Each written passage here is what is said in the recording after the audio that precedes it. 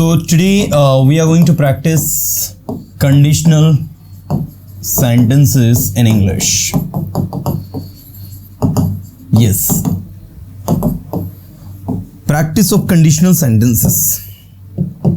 Okay. Conditional sentence होते क्या है? The sentences where we find the condition. Like यदि आप सुनोगे तो आपको समझ में आएगा. So here you can see यदि आप सुनोगे. So here is a condition कि अगर सुनोगे तो समझ में आएगा. यदि मैं वहां होता तो मैं ऐसा नहीं करता. कंडीशन है. So all those sentence where we put the condition before the listener, वो जो सिचुएशन होती है वो आपकी कंडीशनल होती है. तो मैं अगर आपसे कहूं यदि आप सुनोगे तो आपको समझ में आएगा, इफ यू लिसन, आपको समझ में आएगा, you will understand. Now the question arises, sir आपने कहा यदि आप सुनोगे, तो आपको तो ये बोलना चाहिए कि इफ यू विल लिसन, लेकिन आप बोल रहे हो इफ यू लिसन, तो आपको समझ में आएगा. ये तो ठीक आ रहा है कि यू विल अंडरस्टैंड. यहां पर आपने फ्यूचर सिंपल यूज किया. ऐसा क्यों हुआ है? तो ऐसा इसलिए हुआ है स्टूडेंट्स कि इफ यू विल लिसन नहीं होता है. समझ में? इफ यू लिसन होता है. इफ यू लिसन, यदि आप सुनोगे, यू विल अंडरस्टैंड, आपको समझ में आएगा. इफ यू स्पीक, यदि आप बोलोगे, यू विल लर्न, आप सीखोगे. If you speak, you will learn.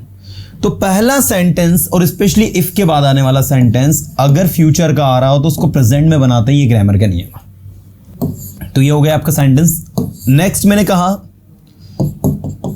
यदि तुम वहां जाओगे तो तुम उससे मिलोगे. इफ यू गो देयर, तुम उससे मिलोगे. यू विल मीट हिम, तुम उससे मिल पाओगे. अगर ऐसा होता तो you will be able to meet him. You will be able to meet him. यदि आप वहां जाओगे तो आप उससे मिल पाओगे. हम ये भी कह सकते हैं कि हम सेंटेंस की शुरुआत इससे कर दें. हम लिखे आगे, You will be able to meet him if you go there. ठीक है, आपका सेंटेंस बनेगा You will be able to meet him if you go there. You will be able to meet him, आप उससे मिल पाओगे. If you go there, यदि आप वहां जाओगे तो, है ना. So that is the concept. ये कॉन्सेप्ट है आपका जिसके अकॉर्डिंग हमको चीज़ों को पढ़ना है, जिसके अकॉर्डिंग हमें चीज़ों को समझना है. मैं आपकी मदद कर पाऊंगा यदि आप सुनोगे तो. क्या कहोगे? I will be able to help you if you listen. If you will listen नहीं कर सकते हैं. If you listen. तो पहला कंडीशनल सेंटेंस आपका ये कहता है कि भाई दोनों सेंटेंस फ्यूचर के हैं, लेकिन इफ के बाद आने वाले सेंटेंस को आपको प्रेजेंट में बनाना. This is rule.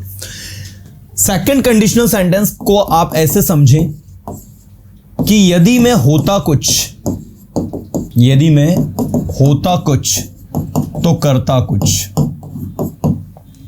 ठीक है, जैसे देखिए आपने कहा यदि मैं वहां होता तो मैं आपकी मदद करता. ठीक है, यदि मैं वहां होता तो मैं आपकी मदद करता. इफ आई वर देयर, मैं आपकी मदद करता. आई वुड हेल्प यू.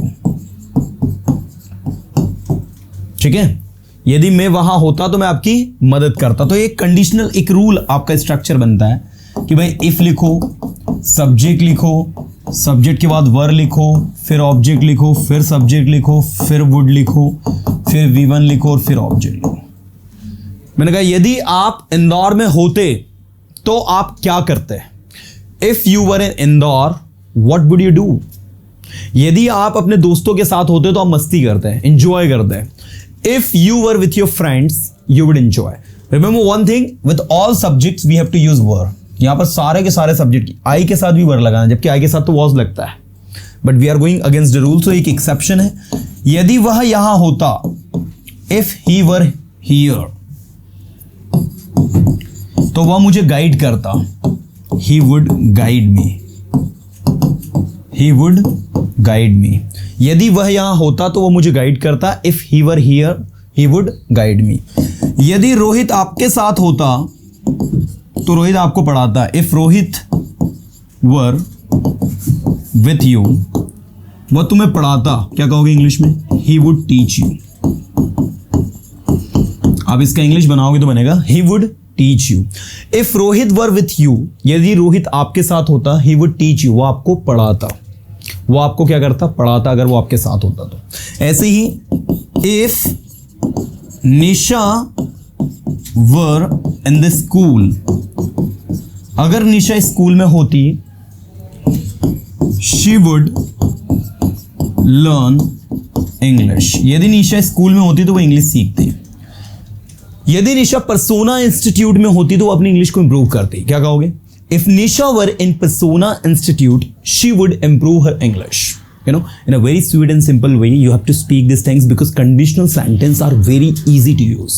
बहुत easy होते हैं, बहुत आसान होते हैं। Any Tom can, Harry can speak it. चलो, अभी मैं सेंटेंस आपसे और पूछ रहा हूं। मैं चाहूंगा everybody has to pay attention over here. सभी को ध्यान देना है, सभी को ध्यान से सुनना है, समझना है। यदि आप स्कूल में होते, if you were in school, यदि आप स्कूल में होते, You would learn English, तो आप क्या करते हैं? आप इंग्लिश सीखते हैं। If you were in school, you would learn English. यदि आप कॉलेज में होते हैं, if you were in college,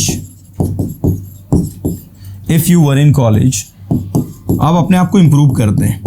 You would improve yourself. जो भी सेंटेंस आपको बनाना है,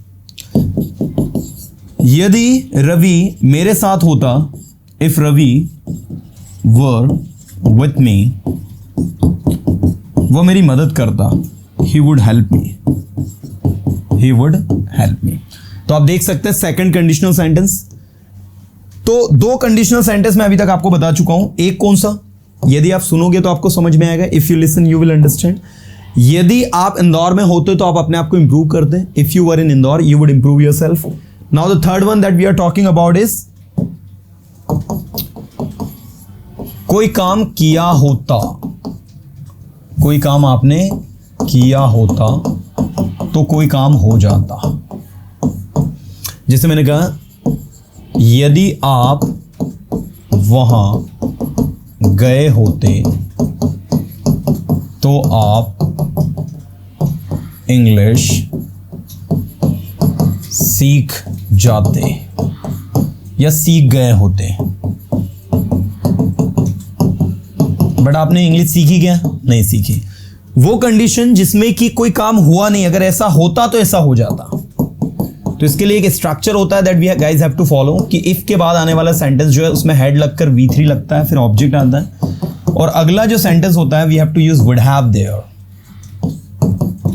प्लस V3 प्लस ऑब्जेक्ट। अगर आपने नोटिस किया तो इसमें हमने क्या लगाया था? वुड लगाया था। We are using only would here, लेकिन यहां पर हम यूज कर रहे हैं वुड हैव। क्या यूज कर रहे हैं? Would have. यदि आप वहां गए होते, इंग्लिश में होगा if you had gone there. आप इंग्लिश सीख जाते हैं, क्या बनेगा इंग्लिश में? यू वुड हैव, लर्न में टी लगेगा, learned English. If you had gone there, you would have learned English. यदि आप यहां आए होते, if you had come here, if you had come here, आप अपने आप को इंप्रूव कर लेते, you would have improved yourself. You would have improved yourself. यदि डॉक्टर समय पर आ जाता तो पेशेंट का इलाज किया जा सकता था या पेशेंट की जान बचाई जा सकती थी। If the doctor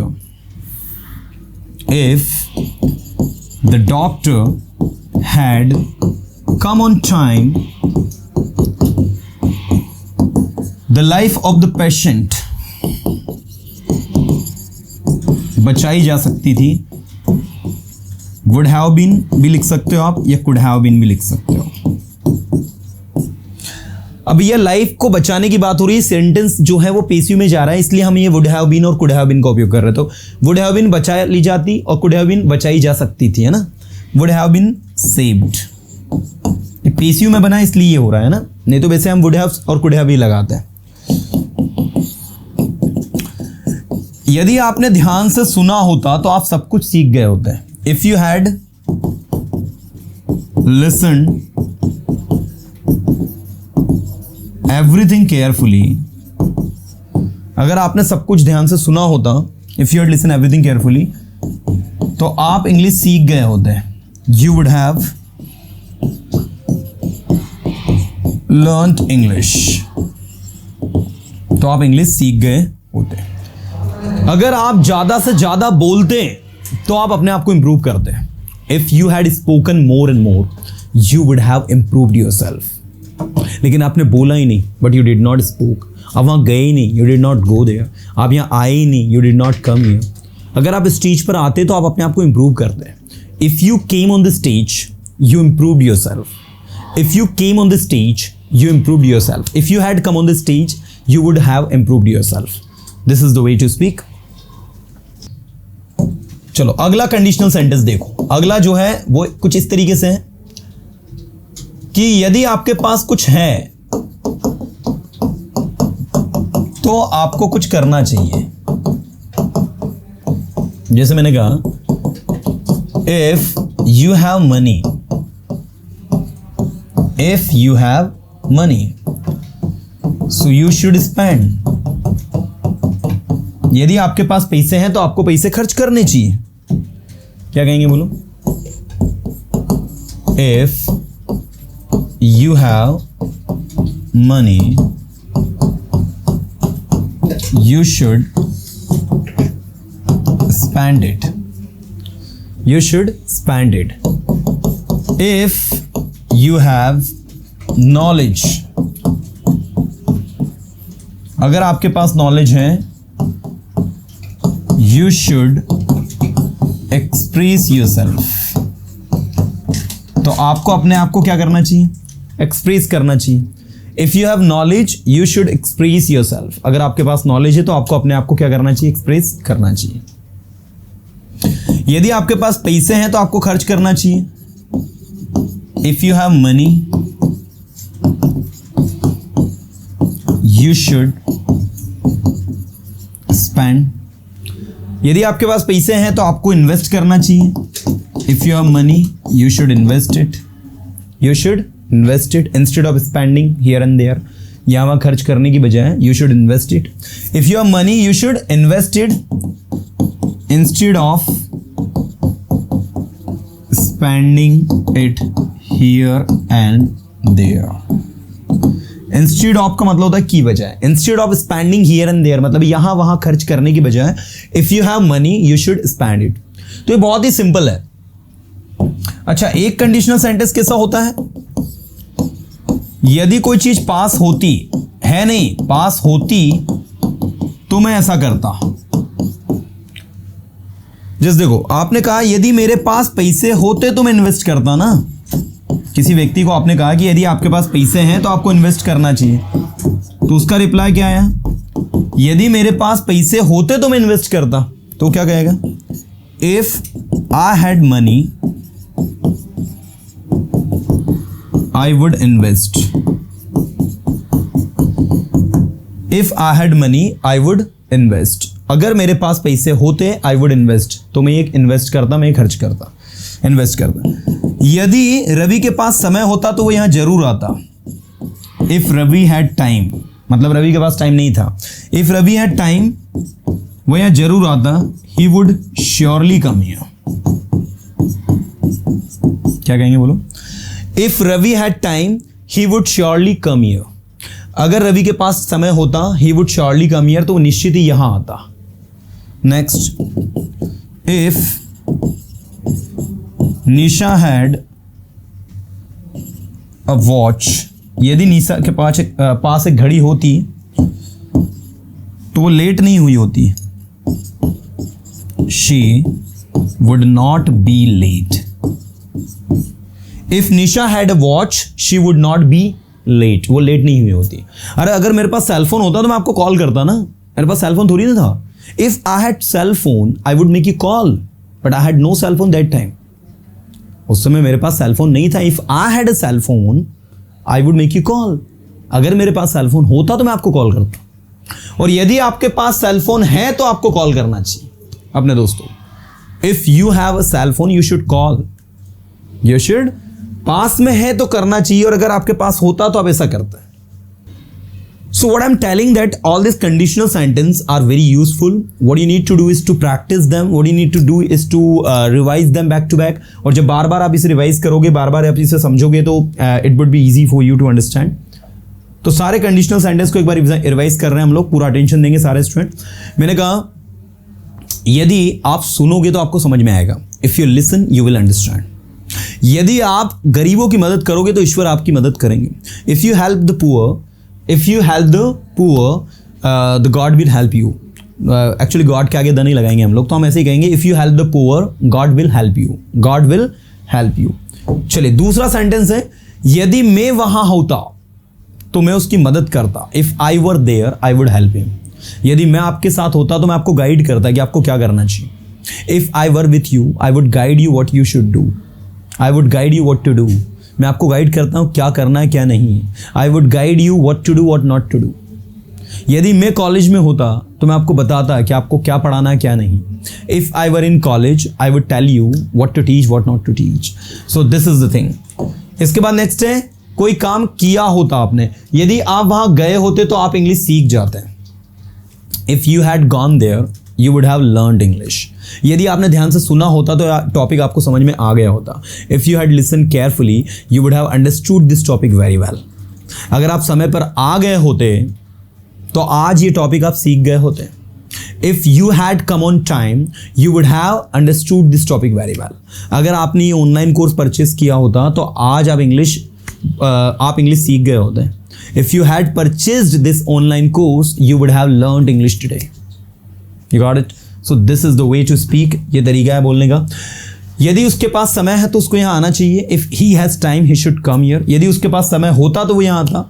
if he had time he would come here. यदि मेरे पास समय होता तो मैं वहाँ जरूर जाता। If I had time I would surely go there. यदि मेरे पास समय होता तो मैं आपको जरूर कॉल करता। If I had time I would surely make you call. So this is the way to practice, dear students. Conditional sentences, they are very easy to use. Any Tom Canary can use it. But let me tell you, if you want to use it confidently and want to make your language more beautiful, what you need to do is to practice them back to back. Bar bar practice करो, बार बार दोहराओ, एक बार नहीं 1000 बार बोलने की कोशिश करो। और जब आप ये सब करोगे then things will be easy to use.